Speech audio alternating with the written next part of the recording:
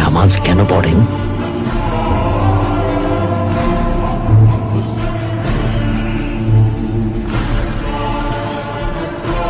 নামাজের মাধ্যমে শুকরিয়া আদায় করি, এর মাধ্যমে আল্লাহ তাআলাকে স্মরণ করি, আল্লাহর কাছে ক্ষমা চাই। আমরা ট্যাঙ্গারির কাছে প্রার্থনা করি, মুহাম্মদের কথা বলুন সাল্লাল্লাহু আলাইহি ওয়াসাল্লাম। ওসমান বেও এই নামটা যখন শোনেন, ওটা বলে চুপ থাকেন।